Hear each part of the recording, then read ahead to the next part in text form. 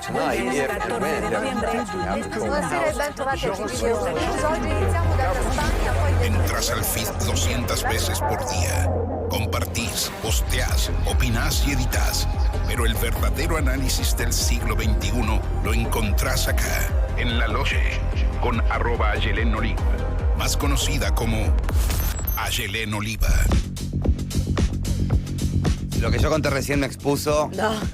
Lo que contó Sofi en el No, corte. fue para fuera de aire, fue para fuera de aire. Está bien, para Fuera de pista, íntimes. fuera de aire, fuera de todo. Fuera de todo.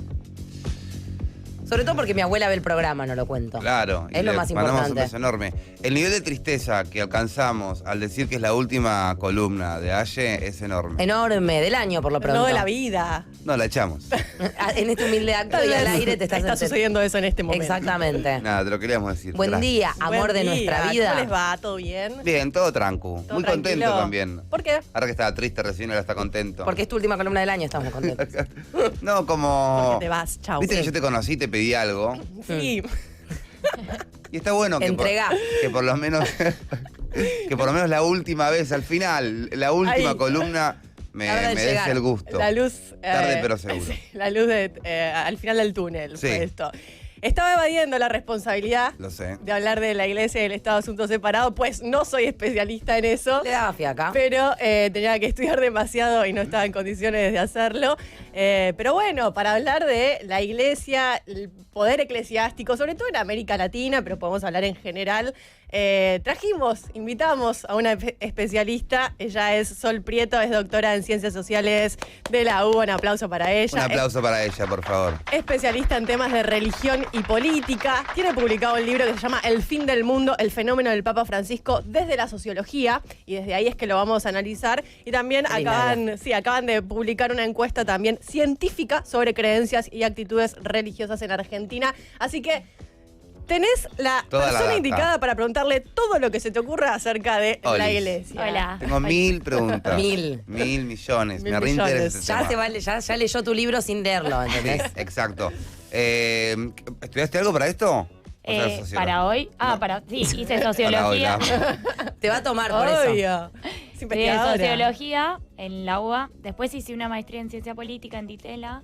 Y después hice el doctorado en la UBA también en sociales. Y pertenezco sobre todo a un equipo que es uno de los más grandes de América Latina en trabajar estos temas. O sea, son ahora son creo que 15 investigadores y alrededor de 20 becarios, una cosa así. O sea, es decir, somos casi 40 personas, o sea, sumando a voluntarios, etcétera, que nos dedicamos a estudiar temas de religión desde el punto de vista de las ciencias sociales. Entonces, es uno de los espacios más grosos de América Latina en ese sentido y está dentro del CONICET.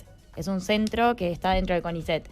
Y esto, digamos, es importante y es relevante poder hacer estudios de este tipo. O sea, esta encuesta, viste, fue presencial. Vieron que últimamente hay como toda una crisis de las encuestas porque en gran parte nunca la pegan con los resultados, sobre todo electorales. Ujú. Y eso tiene que ver con la técnica. O sea, se hacen muchas veces IBR o se toman muestras pequeñas o las dos cosas, digamos. Entonces, esta encuesta full esfuerzo también de centros de todo el país, o sea, de centros en distintas regiones, etcétera. Y es una encuesta de 2.400 y pico de casos, que además es presencial. Entonces, es un esfuerzo, digamos, económico y de trabajo enorme que lo lleva adelante, digamos, un grupo grande. Y yo creo que puede aportar, porque además Ayelén la vio, no es una encuesta solamente sobre creencias religiosas, sino sobre creencias en general. Ujú. Y sobre percepciones y opiniones en general de las argentinas. ¿Aparecen los maradonianos o ya no están más? Por ejemplo, sí, o sea, en realidad desaparecieron desde la del 2008, ya no Mirá. quedan muchos maradonianos, pero, o sea, por ejemplo, preguntamos creencias sobre o confianza en instituciones, Quiero la en la encuesta universidad, ahora. pena de muerte, digamos, sobre muchos temas que son importantes y que nos dicen, digamos, es uno de los pocos sondeos que hay así científicos acerca de qué piensan los argentinos y las argentinas sobre las cosas, digamos. Sofi no puede entender cuál es su Dios, pues lo podríamos ayudar. Bien. Me dan opciones, hay no sé, hay un menú. El otro día Bueno. le dije a Jessie, una amiga mía, mi socia, mi todo, ella es judía, y le digo, ¿tu Dios es Jehová? Me dice, no, Jehová, tarado, le ¿cómo va a dice. ser Jehová? Y le digo, sí, pero ¿cuál es el de los judíos? Me dice, no sé. Me dice, no sé cómo se llama. Le digo, pero ¿cómo lo llaman a Dios? Y me dice, Dios. Dios, abuela, Y grandpa. le digo, ¿qué se van a quedar con el genérico, boludo? No, ponerle un nombre propio. No puede ser Dios. Tú, Dios, no le puedes poner Dios. Es como un shopping que se llame shopping. No, Bueno, ponerle un tiraron dos temas igual que salen mucho en la encuesta, o sea, que tienen que ver con la desinstitucionalización de las creencias y la individuación de las creencias y de las prácticas. O sea, eso es algo que ya se veía desde la del 2008. Que cada uno un poco maneja su Exactamente. espiritualidad. También le decimos cuentapropismo religioso, Mirá. o sea, porque tiene que ver con justamente, bueno, Corta. creemos, practicamos, etcétera. Sí, todo que sí, pero ¿cómo? Bueno, a nuestra manera, de una manera totalmente desvinculada de las instituciones, Claro, sí. no mediada por especialistas, digamos que antes la mediación de los especialistas, pastores, sacerdotes, religiosas, etcétera, era como mucho más importante, y hasta incluso esto que decís vos, digamos, no sé cuál es mi Dios, tiene que ver con, o sea, incluso una individuación ya de la creencia, digamos, que es como un paso más. Es Dua Lipa. Exactamente. La verdad que sí, digamos todo. Es Dua Lipa, su Sí, diosa. eso saltemos. Y Y mis después lo reglas otro que son decía, lo Patricia de Woman. las No. judías y los judíos también, digamos, o sea, porque eso aparece, vieron que no aparece en la encuesta el porcentaje de judíos, están dentro de otras, y eso tiene que ver con que es una encuesta federal, o sea, en general lo que pasa cuando vamos a cualquier lugar donde hay porteños o gente del conurbano, ¿qué dicen? Dicen como, ¿cómo no están los judíos? ¿Dónde están los judíos? Mostrame los judíos, ¿no? Claro. Porque en la ciudad de Buenos Aires hay alrededor de, creo que 6% de judíos, pero eso Muchísimo. cuando lo llevas al plano nacional se desdibuja por completo, y además está esta cuestión de que el judaísmo no es una religión, simplemente es la pertenencia a un pueblo. Entonces hay muchas claro. judías, muchos judíos que vos le preguntás cuál es tu religión y te dicen ninguna. Para Sol, Está bueno. quiero entender mil cosas. ¿Cada cuánto se hace la encuesta? Mira, la idea es hacerla cada 10 años. Se hizo por primera vez en 2008 Sí. y ahora la hicimos en 2019. O sea, y la vamos a volver a hacer, supongo, en 2029. Los Y te re- vamos a invitar al programa Sí, en el 2029. en 2029. ¿Los resultados de la del 2019 ya están publicados Sí, o sí, analizados sí. por todos Recién. ustedes? Sí, Recién. sí, sí. Se acaban de publicar. ¿Están para el acceso de toda la población para que Sí, los pueda ver? exactamente. ¿En dónde los podemos ver? En la página del CEIL, Ok. CEIL CONICET, bueno, ahí están los resultados de esta última encuesta y están los resultados también de la anterior. Y dentro de un tiempo, eso todavía no se, o sea, eso se hace dentro de un par de años, se sube además la base de datos, que eso también es importante, porque en general, no en general, pero digamos, muchas veces hay como una tradición de que los datos le pertenecen al investigador, ¿viste? O sea, de todo, de las entrevistas, de las encuestas, etcétera.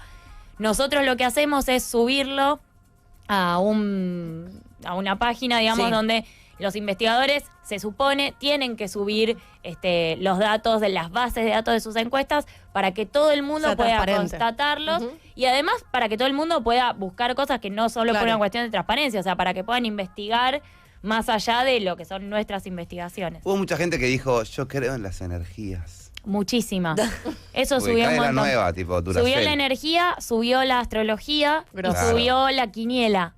Grosso. No, no, no, Ay, para los quiero juegos de entender azar. todo. Mis Quiero- tres bases. Las tres bases de mi vida, boludo. El kini, la astrología. El Kini. ¿Puedes decirnos, Sol, de los argentinos, así un paneo general que se desprenda de la encuesta? Una descripción de nuestra relación con la fe podría ser una buena manera de llamarlo. Bien, mira, la matriz católica argentina en estos 10 años voló por el aire. Es como si vos tuvieras una mesita de Damn. vidrio y viene un jugador de fútbol y la patea y salen todos los vidrios para Después todos te la lados. Bueno, eso es lo que pasó con la matriz católica en nuestro país. Vos pensás que el último censo en el cual se pregunta por religión, parece que el del año que viene se va a preguntar, después de pedirlo. Claro, no está incluido en el censo. No está es incluido verdad. en el censo por una cuestión de sensibilidad de los datos, bueno, etcétera, pero el año que viene parece que sí se va a incluir.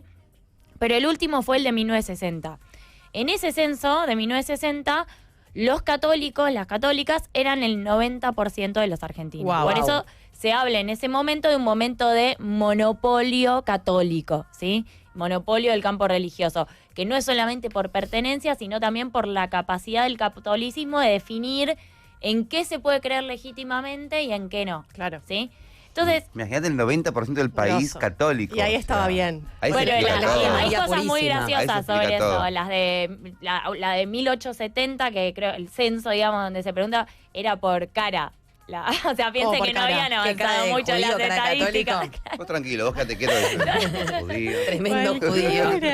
Creo que es el censo de 1870 o algo así, o 1890. ¿Y ahora cómo Sí. está el catolicismo en Argentina? Bueno, está Hecho añicos. a capa caída, claro. O sea, en realidad cayó, por eso te decía, desde 1960 hasta el 2008 cae de 90% a 76%. Sí. Y pensá que del 2008 a 2019 cayó de 76,5 a 63,2. Un montón. Creo ¿El que. famoso se va a caer? En los últimos 10 Cayó años muchísimo. Es muchísimo. Por eso nosotros ya en el 2008 hablábamos de un proceso triple, ¿viste? De esto que te decía vos, desinstitucionalización, Sí. individuación, que eso pasa en todos los campos, piénsenlo, o sea, pasa en la política, pasa en Sí. los sindicatos, pasa en Claro. todo, también pasa en el campo religioso, y ruptura del monopolio católico y pluralización del campo religioso. Ahora, ese mismo esquema se profundizó a una velocidad que, les digo la verdad, era inesperada para... El Papa le dio un shock igual, ¿no? ¿Para bien? ¿Un poquito? Más o menos, o sea, la verdad es que el No Papa, tanto. sí, el 40% de las argentinas y los argentinos son indiferentes, digamos, al menos políticamente ante el Papa, y digamos, y el 27% piensa que está muy politizado el Claro. Papa Ah, mirá. Francisco. Y el 27% son dos polos casi idénticos, creo que es 27,8 y 27,8, dicen que es un líder mundial. ¿Qué quiere decir esto? Que en realidad la posición ante el Papa está más atravesada por las posiciones políticas, por la llamada grieta, que por temas religiosos. Y de hecho, Claro. a nivel religioso, también, digamos, cuando preguntamos, ¿cambió su religiosidad a partir de la elección de un Papa argentino? La gran mayoría de las argentinas y los argentinos dice no. Mira. Yo hubiese esperado que sí, que era como la estrategia de la Iglesia Pero Católica pasa que para eso, avanzar ahí en es América donde Latina. hay que distinguir, viste, entre lo que dicen siempre de la opinión pública y la Total, opinión sí. publicada. Hubo como un boom mediático muy fuerte donde, digamos, se lo equiparaba casi a Maradona, viste, era como, bueno, como un símbolo de argentinidad. Messi, el Papa y Maradona. Exactamente, pero que en el Tenemos a la campo reina, tenemos al religioso Papa, no. la Sí, típica. exacto. Sí. Pero no influyó en los religiosos. No, Para igual al creencias. principio, apenas fue Papa, sí tuvo como una imagen muy buena, ¿no? es que hubo Que como salió un boom. solo con el coso blanco y no quería quería vivir en un hotel, iba al cine. Usaba sus propios zapatos. Echó a un pedófilo, que fue como lo primero que hizo fue echar al que más causas tenía por o al que cubría pedófilos o algo Sí, así. Después el se tema vino es a pique. Claro, exacto. Además, por ejemplo, o sea, si pensamos en Argentina, en respecto al caso Grassi, por ejemplo, Bergoglio, mientras fue arzobispo, mientras fue cardenal, digamos, desde acá de Argentina, no hizo nada, digamos, con Grassi. Ujú. De hecho, lo siguió viendo, lo siguió visitando. Entonces, en Chile, otra cuestión, digamos, cuando fue a Chile, esto fue el año pasado, a principios del año pasado, tuvo grandes problemas justamente porque el obispo Barros, que fue un obispo que encubrió los crímenes sexuales, las violaciones del sacerdote Caradima, que fue un sacerdote, digamos, que fue culpable, digamos, de muchos abusos en Chile. Digamos, estuvo en la misa, digamos, ahí en la Amazonia, en la Araucanía, etcétera.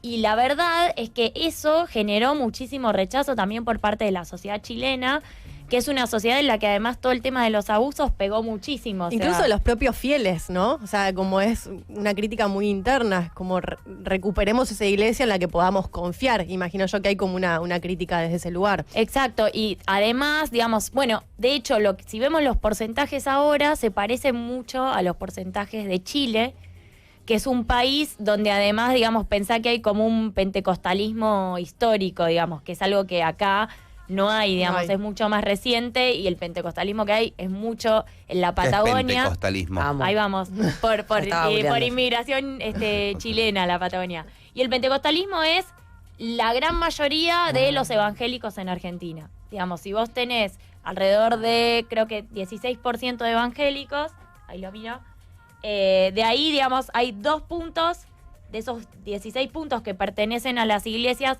llamadas, 15 puntos, perdón, llamadas históricas, ¿sí? O sea, que son como una inmigración, que son un evangelismo más étnico, más vinculado a la inmigración inglesa, galesa, etcétera, etcétera. Y después, por otro lado, tenés las iglesias pentecostales, que son el grueso, digamos, de las iglesias. Los más conocidos, para los no pentecostales son los pares de sufrir, viste que aparecen a la noche. Claro que sí. Exactamente. Que tienen programas los pastores brasileros, aunque no son la mayoría de las iglesias pentecostales. La mayoría de las iglesias pentecostales en Argentina son argentinas, digamos, son criollas, es decir, son de pastores que, digamos, tienen su propia iglesia. De datos. Estamos con Sol Prieto, traída por Ayelén Oliva, nuestra columnista de política internacional. Santi, qué lindo que estás. Estamos hablando de religión. ¿Viste cuando vas a comer a la de una amigue? No. Y llegás y está tipo una picada gigante servida y sabés que en la cocina también está servido en una bandeja directamente la comida? Como que no va a haber que hacer nada, solo sentarse a la mesa Ay, y qué disfrutar lindo. de un banquete. Me encanta. Creo que así nos estamos sintiendo todos con la presencia de Sol Prieto en la mesa de Generación Perdida. Continuamos entonces con la presencia de Sol Prieto. Ella es una genia y la verdad que nos está tratando de desasnar un poco en todas las cuestiones que a nosotros nos preocupan y nos ocupan también algunas preguntas del programa y durante todas las columnas que ha traído Ayelén Oliva a Generación Perdida sobre política internacional, de la relación de, bueno, la política y la iglesia. Me impresionaba mucho que vos en algún momento, Sol, decías como que a mucha gente no le gustaba que el Papa esté muy politizado, ¿no? La palabra de algo politizado, ¿no es correcto que el Papa esté politizado? No entiendo, No sé. que como está bien, está mal, debería no ser así. ¿Por qué le sorprende a la gente? No, en realidad por eso te digo, no es que le sorprende, me parece que lo que ocurre es que se traslada una división que Sí. ya existe en el plano político sobre todo, que es una división entre peronismo y antiperonismo, y eso se traslada al Papa, digamos, que es visto como peronista, por lo tanto está visto como todos los populismos, igual en general, en toda América Latina por lo menos, como políticamente cargados, y lo otro aparece visto como neutral, no políticamente cargado, o sea, lo otro es la verdad. El populismo está politizado, y bueno, lo mismo ocurre con el Papa Francisco, digamos, pero porque él quedó, si se quiere, como adentro de esa pelea, que es una pelea que no viene del plano religioso, sino que viene de otro plano. Claro. De todos modos, no es común que los papas, digamos, tengan, entre rechazo e indiferencia en sus propios países. Eso la verdad que es un dato, quiero decir. O sea, no pasó, que yo sepa, con Benedicto XVI en Alemania. En Alemania, digamos, los católicos lo aman a Benedicto XVI, a Ratzinger. Sí. Y en Polonia lo amaban Martirio. los polacos a Juan Pablo II. Claro. Es decir, que no venga Francisco a la Argentina tampoco, digamos, es normal en términos comparado con los Re otros arca que dos no papas. vino. Y aparte estuvo en Chile, fue a Brasil, pasó por arriba y nos mandó una carta en inglés. Y en Bolivia también. ¿Va a venir a Argentina finalmente? Esa es una... O sea, estaba pensado para el año que viene, pero no sé qué va a pasar con eso, ¿no? Y ¿Viste yo cuando es no- tipo, cuando el ya ni venga? Sí, ya. Cuando era una comida, che, caigo Ya me tipo hartaste. 11, al final tipo 12. Están ahí, caigo tipo 1. Ni vengas, ni bro. vengas. Ya está, ya pasó la fiesta. Es un poco así, O o sea, sea, sí. es yo un no poco tengo, así. digamos, tanta data. super data, pero lo que escuché, digamos, de lo más parecido a gente cercana y eso es como que parece que no. Parece que no.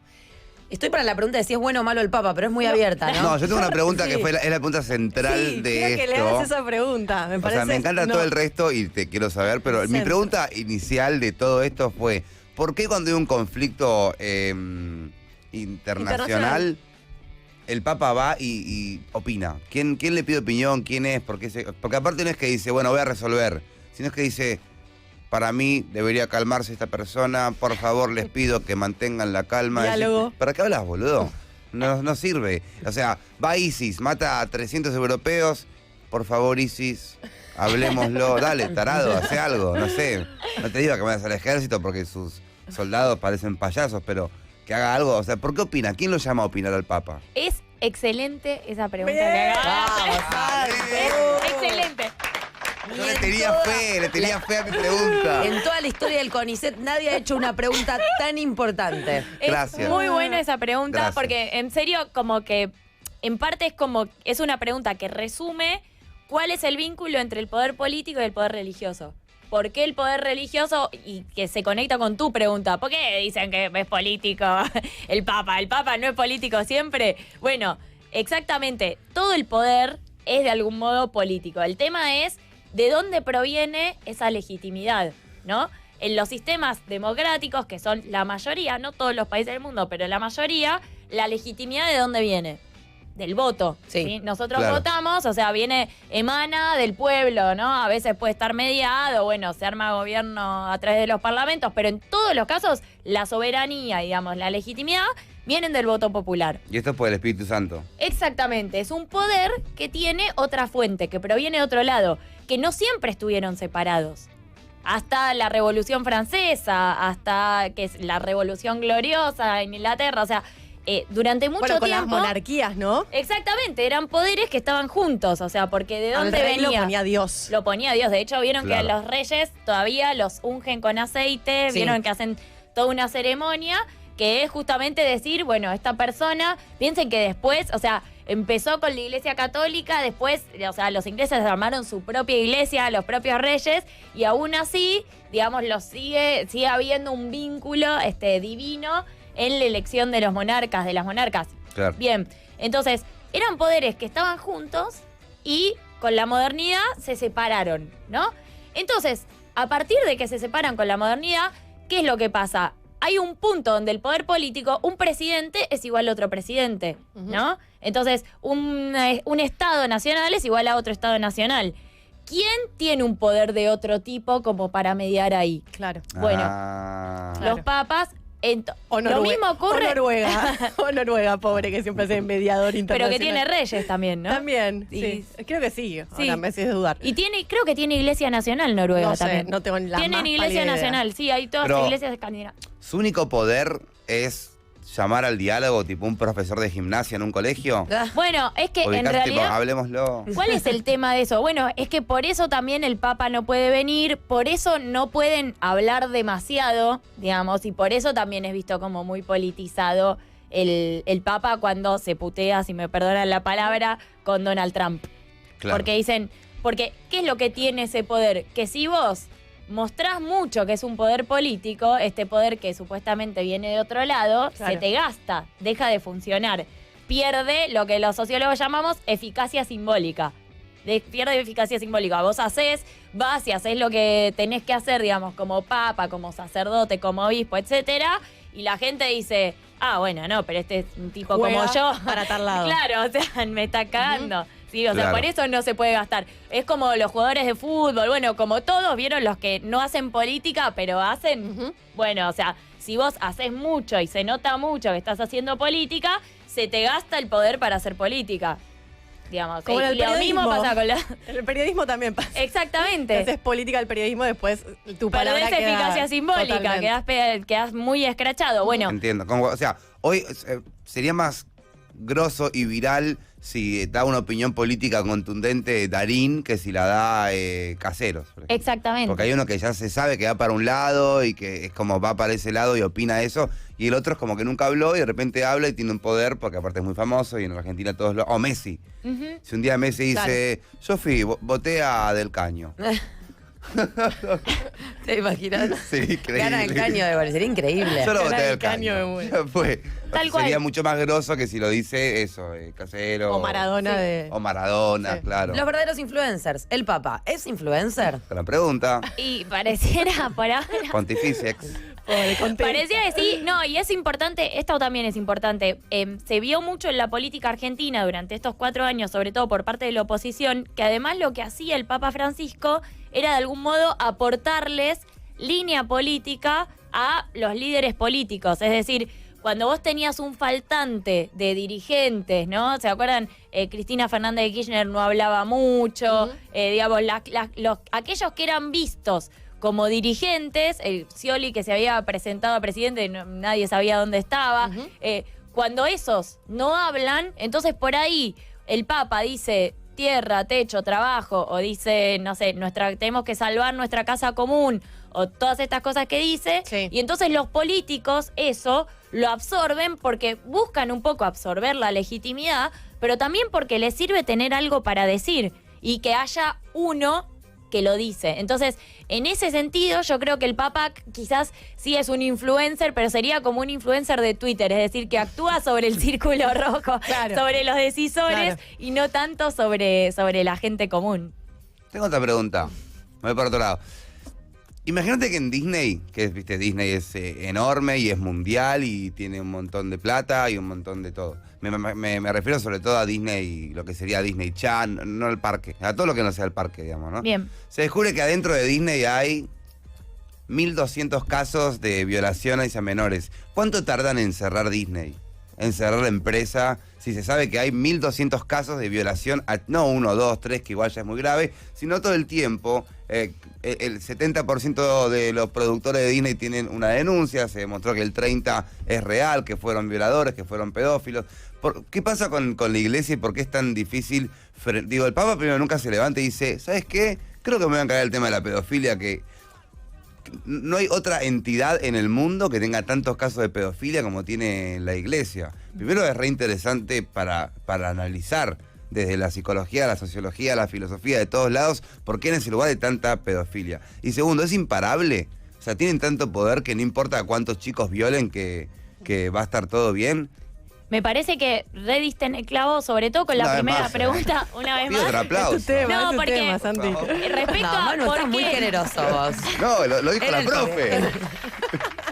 Sol Prieto es quien está charlando con nosotros, ¿eh? La pueden encontrar también de esta forma en redes sociales. Y a Yelena Oliva, ¿eh? La encargada de sí. esta... Sí. La que la trajo. La que la trajo, nada más. Ningún rol más. La chofera. No, pero y yo creo que la cuestión de la proporción de casos tiene que ver con que o sea, hay un fenómeno, yo lo estudié en mi tesis respecto a la educación sobre todo, pero aparece en quienes trabajan adicciones, salud, bioética, digamos, distintos temas, pobreza, que es la subsidiariedad. ¿Con qué tiene que ver esto? Con que los estados, digamos, que en general los estados latinoamericanos, pero también otros estados pobres, quizás europeos, o que pasaron por procesos de división o incluso de guerra civil, caso Irlanda, etcétera, tienen estados donde, digamos, el estado no llega a suplir determinadas necesidades o a cumplir con determinadas funciones, ¿no? Y muchas veces esas funciones tienen que ver con la educación, tienen que ver con la pobreza, tienen que ver con el cuidado de los niños, de los ancianos, ¿no? Y todo esto, la salud, ¿no? Y todo esto implica que instituciones donde la gente está en general encerrada. O sea, por ejemplo, en los institutos de menores los niños están encerrados. En las escuelas, los chicos pasan gran parte de su día y antes había escuelas pupilas donde los chicos estaban encerrados. Los hospitales, digamos, los chicos... Pediátricos. Claro, exactamente. Ahí, digamos, son lo que se conoce como instituciones totales. En las instituciones totales, esto lo dice, digamos, como toda la teoría más allá de la sociología de la religión, son tendientes a los abusos. ¿Por qué? Porque justamente son instituciones totales. Entonces, no hay contralores externos y no hay lógicas externas capaces de permear y justamente sacarte y, digamos, y decir algo así como no es normal. Esto está mal. Ah, Claro, qué interesante. que esto esté ocurriendo. La iglesia, en general, se encarga de todo eso. O sea, y que implican, digamos, instituciones totales donde la gente está encerrada, donde no hay lógicas externas y donde además tenés mucha asimetría de poder. Esto, por eso en las cárceles hay abusos, por eso, digamos, en todas las instituciones de este tipo hay abusos. Pensando en lo que decís, yo tuve un caso de abuso con un cura y cuando, bueno, hubo toda una secuencia que nunca llegó a la ley porque, bueno, yo era muy chico, pero como que hay una instancia donde la iglesia funciona como ley propia, digamos, no para la ley nacional, sino que la iglesia misma lo analiza y por ahí la iglesia misma va a hacer algo, cuando en realidad es como, no, ya ustedes ya la quedaron, esto tiene que ir a la ley, que el tipo vaya preso, ¿no? Pero más allá de eso, con este cura lo que pasó fue que primero lo mandaron a un retiro de silencio de 10 días en el campo, y de ahí lo mandaron a una iglesia solo de ancianos, como para asegurarse que no esté en contacto con niños, muy alejada también. Y según lo que vos explicás, es lo mismo, es como llevar al chabón a un lugar donde nunca entienda cómo funciona la sociedad y siempre esté solo y siempre esté con su única creencia y no pueda entender lo grave de sus actos. Es que exactamente, ese es como el caminito que viene haciendo la iglesia, me parece, desde Juan Pablo II hasta ahora, es el camino de justamente poder ver los abusos desde una mirada que yo llamo secular, es decir, por fuera de la mirada eclesiástica. ¿Por qué te digo ese caminito? Porque pensá que, primero, digamos, Juan Pablo II lo que hizo fue, digamos, hacer que este tema fuera absolutamente tabú, porque los mayores casos de abuso se dieron además en los grupos religiosos sobre los cuales él se había apoyado. Caso Legionarios, caso Comunión y Liberación. Además, esto es importante, o sea, Legionario de Cristo es un grupo, si querés, en México sobre todo, ¿no? Fueron los casos de abuso, que se le dice desde afuera de ultraderecha, ¿no? Desde afuera de la iglesia, quiero decir, porque para mí no se puede hablar tanto de derecha e izquierda en el catolicismo. Y Comunión y Liberación, en Chile sobre todo, es visto como un grupo de izquierda, ¿sí? ¿Esto qué quiero decir? Es transversal el fenómeno de los abusos a todas las tendencias políticas, porque políticas, entre comillas, dentro de la iglesia. ¿Por qué? Porque tiene que ver con factores que justamente no tienen que ver con lo ideológico, sino que tienen que ver con factores estructurales de asimetría de poder, de encierro, ¿sí? O sea, que son los que explican los abusos siempre, en una casa, en una escuela. Muy bueno. Filosofando un poco... Bueno, muy malo, pero muy interesante. Claro, exacto. Filosofando un poco, ponele que ahora el Papa o quien sea dice, bueno, vamos a realmente intentar frenar la pedofilia dentro de la iglesia. Según lo que explicás, habría que romper la iglesia para que eso pase. Porque habría que sacar la represión, la culpa, el encierro, el poder, todo lo que en un punto hace a la iglesia católica. Bueno, ellos lo que están haciendo tiene que ver en realidad con de abrirse a la justicia secular y tratar de tener elementos de contralor. Porque si no, lo terrible de todo esto es que si no, digamos, habría que terminar con todas las instituciones de este tipo. O sea, con todas las instituciones totales. Cosa que yo estoy de acuerdo. Lo voy diciendo, pero bueno, digamos, representa algo como mucho más difícil, más utópico. Ahora, en este caminito es como, bueno, la posición de Juan Pablo II era totalmente cerrada. La posición de Benedicto XVI fue un poco más abierta. Benedicto XVI hizo algo parecido, bastante parecido, a una autocrítica institucional, ¿no? A decir, bueno, ¿qué nos está pasando? Pero no secularizó totalmente su mirada, porque él decía como que sin renovación interior no podía haber una renovación en términos, digamos, institucionales, etcétera, pero abrió mucho más los casos a la investigación por parte de la justicia secular. Tuvo una postura de que había que hacer las denuncias, digamos, más o menos inmediatamente. Pidió disculpas a las víctimas en Irlanda, en Australia, donde también había habido muchos casos. Bueno, y con Francisco, ahora lo que pasó es que hay un mandato, digamos, de sacar del secreto, de algo así como si fuera la policía sería el secreto de sumario, de sacar del secreto estos casos, digamos, que la institución aporte datos más allá de los individuos a los jueces, a los fiscales, digamos, a todos los que están encargados de investigar estos casos. Y además hizo una cumbre, digamos, a principio de año, también con el objetivo de que hablen las víctimas, de reflexionar, etcétera, etcétera. ¿Qué quiero decir con esto? ¿Se está resolviendo la cuestión de los abusos? Yo creo que todavía no, falta muchísimo, pero me parece que el camino que están desandando es el de la cerrazón institucional, digamos. O sea, está bien. Se están abriendo, digamos, cada vez más. El tema es que nada, o sea, hace falta una visión secularizada de este problema, o sea, donde las ciencias sociales tienen que jugar un rol importante, y yo veo que no es por ahora, digamos, la que está predominando, digamos, como que lo siguen cruzando con si la teología es más o menos permeable a las sanciones, con si, digamos, ubicadas como cosas más internas, digamos, de posturas ideológicas dentro de la iglesia, y me parece que lo que se requiere es una mirada y un enfoque mucho más desde las ciencias sociales, de política pública, digamos. ¿Por qué igual tienen esta coronita la gente de la iglesia, digamos? ¿Por qué un abusador que no pertenece a la iglesia puede ser condenado por la justicia en el mejor de los casos, y alguien que está en la iglesia sí o sí tengo que pasar por la instancia de la iglesia primero? No, es que ya no tiene que pasar. Esa es como una novedad importante, digamos. El tema era, y en realidad nunca fue así, digamos, no es que es como un fuero militar. Ahora, el tema es que antes la iglesia estaba mucho más dedicada a proteger a los abusadores, al menos en la postura. Después hay que ver caso por caso, cada caso en particular, cómo se va resolviendo y qué hacen los obispos. Y plata, ¿no?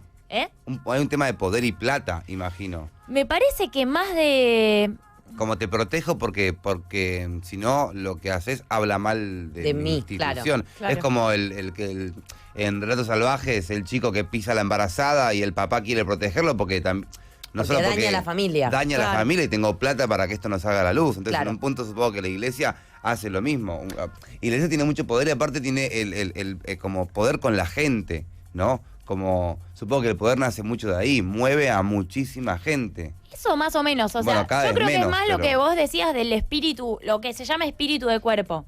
Que aparece, Corporativo. claro, eso, exacto, aparece, viste, con todos los sectores, o sea, Sí. pasa mucho con los militares, pasa con la policía, digamos, esto de proteger a los miembros. De hecho, hay un libro de Soledad Catogio, que está buenísimo, que se llama Los desaparecidos de la iglesia, donde ella muestra justamente cómo, digamos, en comparación, ¿no? Por ejemplo, los militantes católicos, los sacerdotes, etcétera, tenían más protección que otros militantes de base justamente por pertenecer a la iglesia. O sea, Claro. lo mismo que salvó a muchos miembros de la, digamos, de la violencia irracional de la dictadura, también los salva de la justicia ante casos de violación de niños.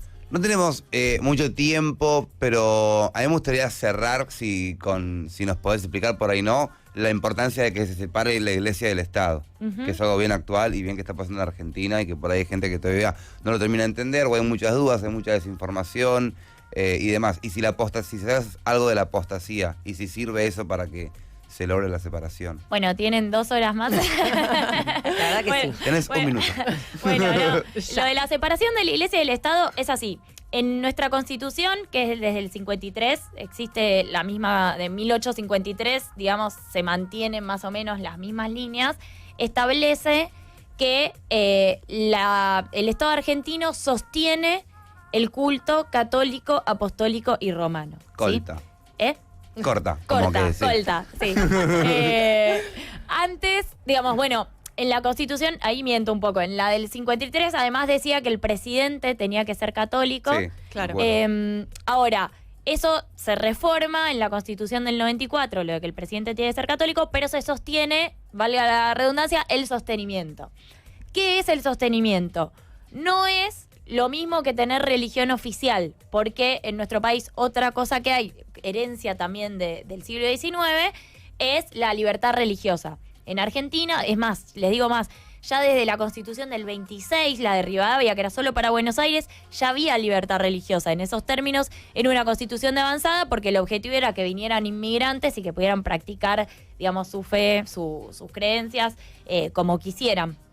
Pero, a la vez, como la iglesia jugó un rol muy importante en lo que es la fundación de la nación, ¿no? Y el mito de qué es la Argentina, ahí la iglesia tuvo un rol central. La peregrinación a Luján, de alguna manera, lo que hace es siempre como movilizar ese mito de la nación católica Claro. y la nación de la Virgen María, ¿no? Que si uno ve en la encuesta cayó 20 puntos la Virgen María. Ya fue la Virgen. Ya fue.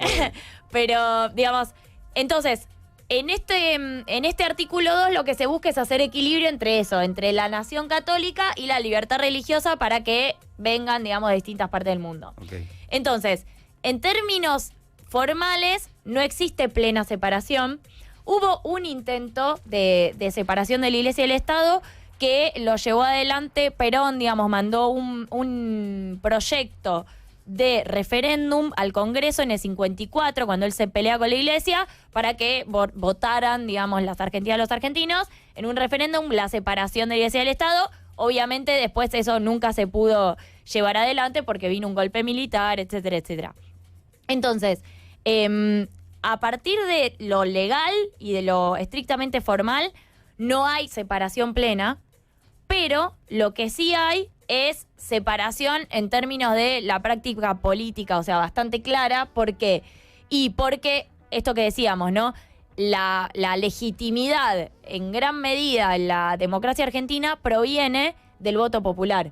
Vos tenés otros países, como por ejemplo México, donde tenés recontra separación, o sea, tenés hace 1000 años separación entre la Iglesia y el Estado en la Constitución, o sea, pues fue por las características que tuvo la Revolución Mexicana y qué sé yo, pero por ahí tenés muchos más cruces y muchos más vínculos a nivel político y de legitimidad en la práctica política cotidiana, digamos, incluso con, bueno, esto lo va a decir mejor Aye, pero incluso López Obrador, que es visto como un presidente progresista, o sea, capaz de romper con todos los anclajes corporativos de México, tiene un acuerdo bastante importante con los evangélicos, por ejemplo.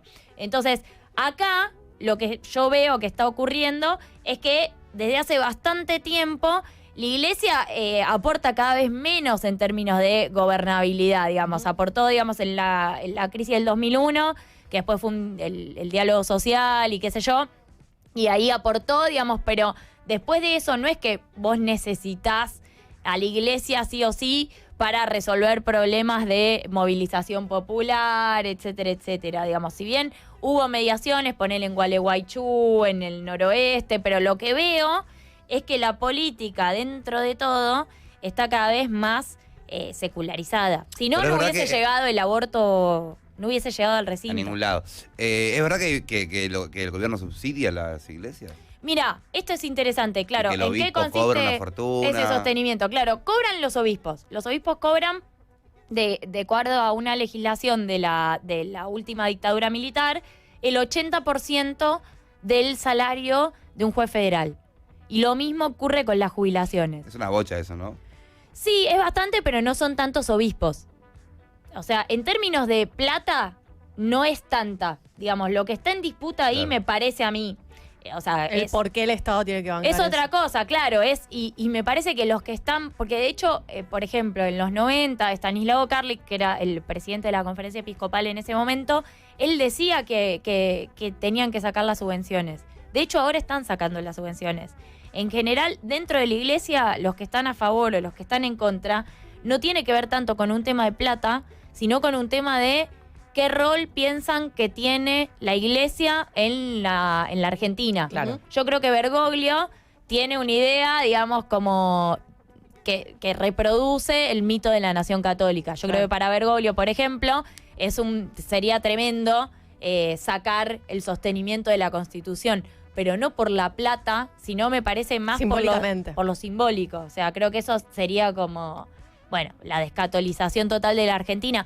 Algo que está ocurriendo a nivel social, como vemos en la encuesta, pero que otra cosa es que ocurre a nivel institucional, donde de hecho no ocurre, porque fíjense que además la Iglesia logró juntar en Luján hace 10 días al presidente saliente y al presidente entrante.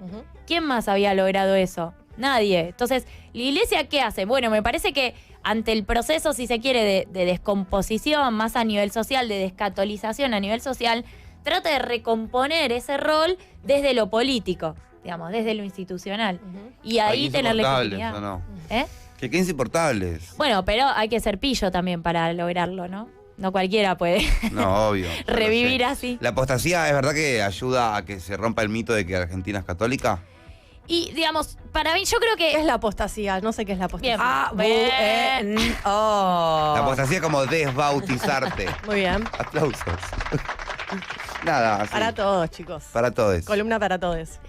Y mira, yo creo que lo que sirve es para politizar un fenómeno de salida de la religión que ya está existiendo, como lo podemos ver, digamos. O sea, en Argentina... el crecimiento, eso nos olvidamos de charlarlo, pero el crecimiento estuvo siempre como flotando, pero no lo dijimos.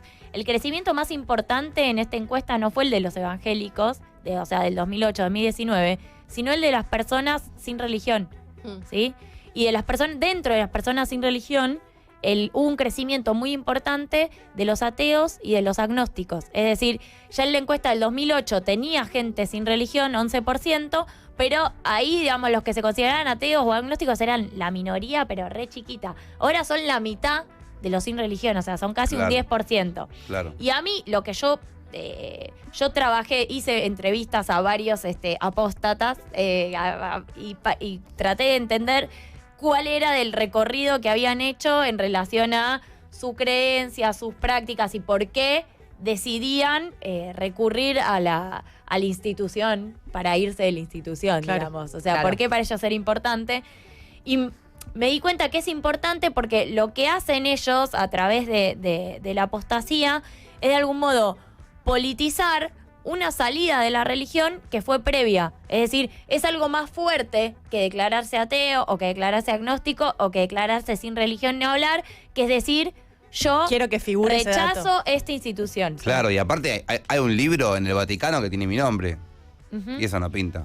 Bueno, pero vos estás politizando una salida de la religión que fue previa, Y con justamente. orgullo, señores. Exactamente. Y con orgullo. Bueno. Estuvo lindo. Ay, divino. Si quieren que cierre con algo, está científicamente comprobado que si vos le llevas un porrito al Gauchito Gil, te cumple. Opa. Perfecto. Así conseguí mi El nota. gauchito también cayó igual. No, se va a caer. Hola, Sol. Indignada. ¡Demonios! Hola, Sol Prieto. Así la pueden encontrar a ella en las redes sociales. Realmente da gusto escucharte hablar y también leerte, ¿por qué no? En Twitter, por ejemplo, @Hola Sol Prieto. Tiene un Y libro, también- tiene un libro publicado. En el fin libro, del claro. mundo, el fenómeno del Papa Francisco desde la sociología. Me encanta. Amo. Bueno, Nos quedaron 1000 preguntas sí, de quiero hacerlas fuera del aire. evangélicos, 1000. de la iglesia a la Biblia, entrando al palacio en Bolivia y un montón de Bueno, cosas. ¿quién Pero te bueno, dice un la catequesis próxima. 2020? ¿Por qué no? ¿Por qué no? ¿Por qué no? Ella es Ayelén Oliva, Yo. el placer de Sí. tenerla siempre cerca y que nos contacte con gente tan grosa como puede ser Sol Prieto en este caso y toda la gente que has traído y los temas que has traído para debatir durante todas las columnas de este 2019. Te queremos un montón, de verdad. Lloro. Mira, ayer un día yo le pregunté a alguien, a una amiga productora, ¿a quién puedo invitar para que me explique ¿Qué pasa? qué pasa en Venezuela? Por favor, alguien que me tire alguna posta de algo. Ayelén Oliva. Así la conocimos. Así la conocimos. Y nunca la soltamos, la verdad, porque da gusto tenerla cerca. @Ayelén Oliva, así la pueden encontrar ella en las redes sociales. Y si no, en el próximo 2020 acá en Generación Perdida. Gracias, bebis. Ni firmó el contrato y yo ya lo dije. Bueno, así estamos. Así estamos.